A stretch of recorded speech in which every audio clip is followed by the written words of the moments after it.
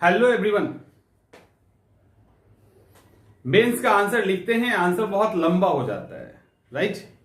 Answer बहुत लंबा हो जाता है, या जब मेंस का आंसर लिख रहे होते हैं तो समय बहुत लग जाता है।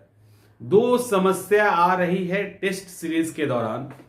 ये दो समस्या अभी अभी जस्ट क्लास ले ही रहा था, तो ये क्लास के दौरान भी मुझसे पूछा गया।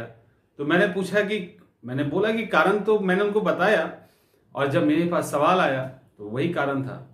तो देखिए, तो सोचा कि आप लोगों के साथ भी शेयर कर दे। हो सकता है आप लोग भी तैयारी कहीं कर रहे होंगे या सेल्फ कर रहे होंगे, तो हो सकता है इससे मदद मिल जाए आपको। आंसर लिखने में बहुत समय लग रहा है, और दूसरा आंसर लंबा हो जा रहा है। दो सवाल है ना, दो सवाल है, इसके अंदर दो चीजें हैं। पहला, आंसर लिखने में बहुत समय लग जा रहा है और लोग परेशान है। ये सबसे बड़ी परेशानी, ये सबसे अधिक लोगों को फेस कर रहे हैं। और कारण समझ में शायद कुछ लोगों को आता होगा, कुछ को नहीं भी आता होगा। आपके आंसर लंबे लिखने का कारण है आपका कंटेंट पे पकड़ नहीं होना। आपको अगर सिंपल सी बात है, ये पूछ दिया जाए कि भारत के में 1857 की क्रांति हुई थी, इसका क्या कारण है, ये पूछा जाए।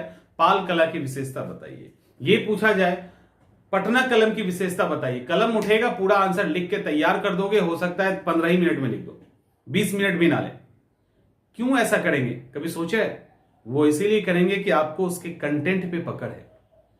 ठीक है, आंसर कंटेंट पे पकड़ है, आप तुरंत पकड़ोगे और तुरंत लिख के बंद कर देंगे।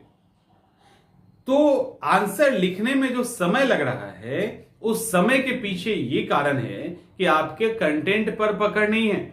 इसीलिए पहले कंटेंट पर पकड़ बनाइए। कंटेंट पकड़ नहीं बनेगा, हमेशा आंसर, या तो आप आंसर एकदम गलत कर देंगे, क्योंकि प्रेशर में तो आंसर लिखेंगे जरूर, आप आंसर गलत कर देंगे, या आंसर आपका टाइम आपका बहुत लग जाएगा। यही सबसे बड़ी समस्या है। तो अब सवाल उठता है कि कंटेंट को कैसे तैयार करें। तो कंटेंट ऐसा तो है नहीं कि आपका जाना पहचाना ही सवाल आने वाला है, जो आ रहा है वहां तो आप लिख दे रहे हो। तो ऑन एन एवरेज जो कोई सवाल आएगा, उसके पेरीफेरी में तो आप पढ़ते ही होंगे, तो उस पेरीफेरी में आप उसको तैयार कर लीजिए। जैसे असहयोग आंदोलन है, लिख लो कारण और परिणाम क्या है उसका कंटेंट, और वो भी पॉइंट वाइज में लिखिए, क्योंकि टाइम कम है। पॉइंट वाइज में लिखिए, और जब आपके पास क्वेश्चन जैसे ही आए, 1-2 मिनट टाइम लीजिए, रफ एक फ्लो चार्ट बना लीजिए, रफ बना लीजिए, ठीक है, और तुरंत आंसर लिखना स्टार्ट कर दीजिए। तो इससे क्या होगा, धीरे धीरे आपका टाइम कम हो जाएगा। तो मैं बार बार, पहले भी मैंने कहा है कि आंसर राइटिंग तो करना ही है, कंटेंट पर ध्यान दीजिएगा, अदरवाइज आपका आंसर या तो बिखर जाएगा, या आप बहुत लंबा समय ले लेंगे, दूसरा आंसर आपका छूटने लगेगा। समझ में आ रहा है? तो आंसर, जो टाइम आपका आंसर में लग रहा है, उसका सबसे बड़ा रीजन है आपके पास कंटेंट की कमी। जिनको भी समय ज्यादा लग रहा है, तो कंटेंट पे काम कीजिए, ये प्रॉब्लम दूर हो जाएगा। दूसरी समस्या कि आंसर बहुत लंबा हो जा रहा है, इसका दो कारण है। दो कारण, एक कारण ये है कि जैसे ही कोई नया टेस्ट के अंदर आते हैं, अधिकांश स्टूडेंट वो सब कुछ लिख देना चाहते हैं। मतलब उनको ये भरोसा नहीं होता है कि क्वेश्चन में जो पूछा गया इतना ही लिख के अगर हम छोड़ देंगे, कहीं नंबर नहीं दिया तो, कहीं उसको मन कर गया कि ये भी हम पढ़ ले, होता है ऐसा, कहीं मन कर गया कि थोड़ा सा और पढ़ाई कर लेते इसके अंदर। मतलब जो कॉपी चेक करेगा वो, जैसे अभी मान लीजिए आपसे छोटा सा सिंपल सा एग्जांपल ये कहा जाए कि अभी आपसे अगर पूछा गया कि 1857 की क्रांति के कारण को बताएं। एक आसान सवाल है, सबको समझ में आएगा, इसीलिए कारण को बताएं। अब कारण भी बता दिया, लेकिन अक्सर पता है क्या होता है, अक्सर जो स्टार्टिंग होती है आंसर की, मैंने देखा है, कारण भी लिख देंगे, कहां कहां फैला ये भी लिख देंगे, कौन कौन लोगों ने पार्टिसिपेट किया ये भी लिख देंगे, और फेल क्यों कर गया ये भी लिख देंगे। जबकि पूछा गया सिर्फ कारण, लिख सब रहे हो। डर इस बात का है कि सिर्फ कारण लिख के छोड़ देंगे, कहीं नंबर कट गया तो। अरे भाई, आपसे पूछा गया है कारण, तो कारण ही लिखो ना। आपसे कारण पूछा गया तो कारण, जो पूछा गया वही लिखिए, और कॉन्फिडेंस के साथ छोड़ दीजिए वहीं पे, आपका नंबर उससे नहीं कटेगा। लेकिन ये जो दाएं बाएं चीजें लिखे होंगे तो नंबर कटेगा, और इसके कारण आपका लेंथ बढ़ जाता है, और आप इस पर ध्यान नहीं देते। ठीक है, आप इस पर ध्यान नहीं देते। ये एक समस्या हुई लंबाई बढ़ने की। दूसरी समस्या है जब आप अपने से क्वेश्चन फॉर्म कर रहे होते हैं, तो क्वेश्चन तो ऐसा तगड़ा फॉर्म करते हो कि उसका आंसर तो कोई छोटा लिख ही नहीं सकता है धरती पे। मतलब अभी एक सवाल, अभी राष्ट्रीय शिक्षा, मेरे पास सवाल आया मेरे स्टूडेंट का कि राष्ट्रीय शिक्षा नीति पे सर मेरा आंसर बहुत लंबा हो गया। मैंने बोला क्यों? बोला बहुत लंबा। मैंने बोला कि तुमने सब कुछ लिख दिया होगा। बोला हाँ। मैंने बोला भेजो क्वेश्चन। तो क्वेश्चन में क्या लिखा हुआ था, राष्ट्रीय शिक्षा नीति क्या है, उसकी विशेषता, उसके गुण और दोष, ठीक है, मैंने उसके क्या फायदे हैं और क्या नुकसान है, और बिहार के संदर्भ में इसका क्या है योगदान है, या बिहार के संदर्भ में इसका क्या प्रभाव होगा, कुछ इसी तरह का था।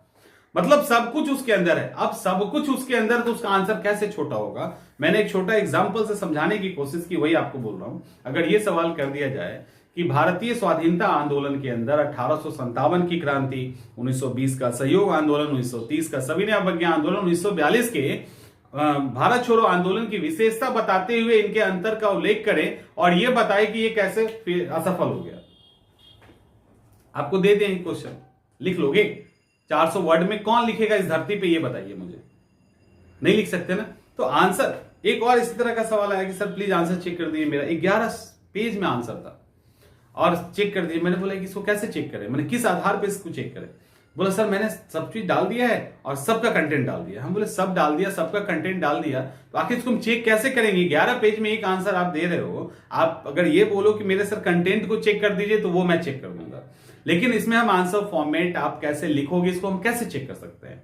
आप समझ रहे हैं बात को? बात कहने का सिर्फ इतना ही मतलब है कि आंसर जब आप लिख रहे हैं, जब भी आप आंसर लिख रहे हैं, तो आंसर में ध्यान रखिएगा जो क्वेश्चन पूछा गया वही लिखिए। और दूसरी गलती, जो आप आंसर फॉर्म कर रहे हो, उस आंसर के फॉर्म में इतना सारे एस्पेक्ट्स नहीं डाल दीजिए, इतने सारे पक्ष मट नहीं डाल दीजिए, जिसके कारण से आपको मजबूरी हो जाए आंसर को लंबा करना। तो ये 3 वजह है। एक तो आपके आंसर में लिखने में समय इसलिए लगता है कि कंटेंट की कमी है। दूसरा आंसर इसलिए लंबा हो जाता है कि आप लंबा इसलिए हो जाता है कि एक तो क्वेश्चन आप खुद से बना लेते हैं और उसके अकॉर्डिंग उसके अंदर सब कुछ डाल देते हैं और लिखने लगते हैं। दूसरा, क्वेश्चन जो पूछा भी गया है अलग अलग एग्जामिनेशन के अंदर, उसके अंदर इतना ही लिख के छोड़ देना है, ये कॉन्फिडेंस भी नहीं आता आपके पास। तो जब इस तरह की कॉन्फिडेंस भी नहीं आएंगे तो कैसे आंसर अच्छा होगा? ठीक है, तो इसको ध्यान में आपको रखना है, इसको ध्यान में रख के प्रिपरेशन कीजिए, आंसर कभी गड़बड़ नहीं होगा। ठीक है, इस तरह के जो भी आगे सवाल होंगे उसको मैं, जब भी मेरे पास इस तरह के सवाल और जो चीज समझ में आता रहता है कि कहीं ना कहीं आप फंस सकते हैं, दिक्कत हो सकती है, तो वो मैं शेयर कर देता हूं आपके साथ। चलिए मिलते हैं अगले वीडियो में।